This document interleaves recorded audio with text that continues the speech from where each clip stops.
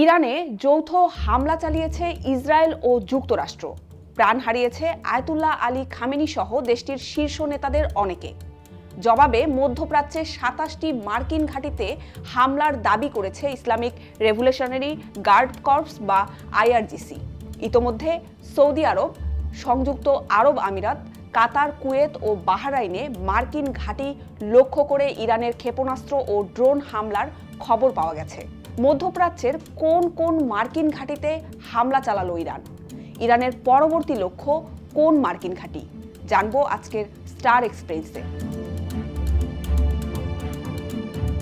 মধ্যপ্রাচ্যে বর্তমানে কমপক্ষে আমেরিকার স্থায়ী ও অস্থায়ী ঘাঁটিতে ৪০ থেকে ৫০ হাজার মার্কিন সেনা রয়েছে। এর মধ্যে স্থায়ী ঘাঁটি রয়েছে ৮টি। এগুলো রয়েছে বাহরাইন, কাতার, কুয়েত, সংযুক্ত আরব আমিরাত, ইরাক, সৌদি আরব ও জর্ডানে।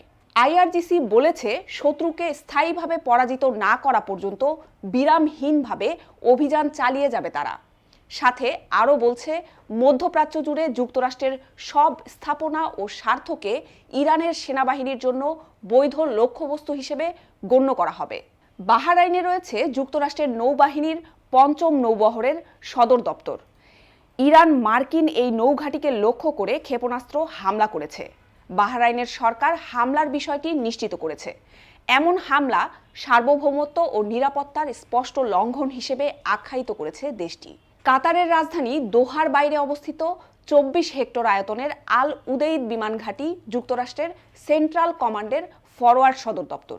মধ্যপ্রাচ্যে এটি যুক্তরাষ্ট্রের সবচেয়ে বড় ঘাঁটি, যেখানে প্রায় ১০,০০০ সেনা অবস্থান করে। সিএনএ ঘাঁটিতে হামলার খবর নিশ্চিত করেছে। তবে কাতারের প্রতিরক্ষা মন্ত্রণালয় জানিয়েছে, তারা কাতারের ওপর একাধিক হামলা প্রতিহত করেছে। হামলা হয়েছে কুয়েতের মার্কিন ঘাঁটিতেও। আল জাজিরা জানিয়েছে, কুয়েতের আলী আল সালেম বিমান ঘাঁটিতে বেশ কয়েকটি ব্যালিস্টিক ক্ষেপণাস্ত্রের হামলা করেছে ইরান। কুয়েতে যুক্তরাষ্ট্রের একাধিক বড় সামরিক স্থাপনা রয়েছে।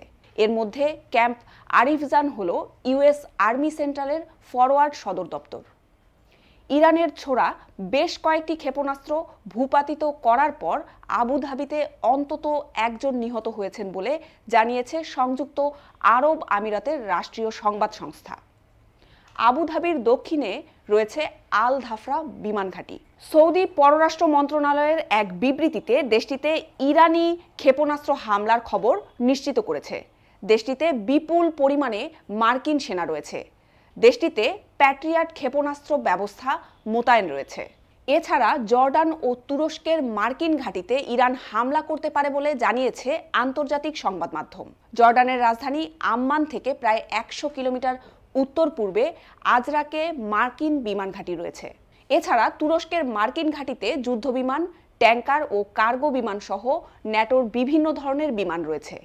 মধ্যপ্রাচ্যে মার্কিন লজিস্টিক হাব ও ফরওয়ার্ড ঘাঁটি হিসেবে কাজ করে এটি। আল জাজিরা বলেছেন, উপসাগরীয় দেশগুলোর মধ্যে শুধু ওমানেই এখন পর্যন্ত ইরান কোনো হামলা চালায়নি। শেষ পর্যন্ত এই হামলা পাল্টা হামলার চক্র মধ্যপ্রাচ্যকে ঠেলে দিতে পারে আরও বড় সংঘাতের দিকে। কোন ঘাঁটি হবে পরবর্তী লক্ষ্য আর কোথায় থামবে এই উত্তেজনা, সেটি এখন পুরো অঞ্চলের জন্য সবচেয়ে বড় প্রশ্ন।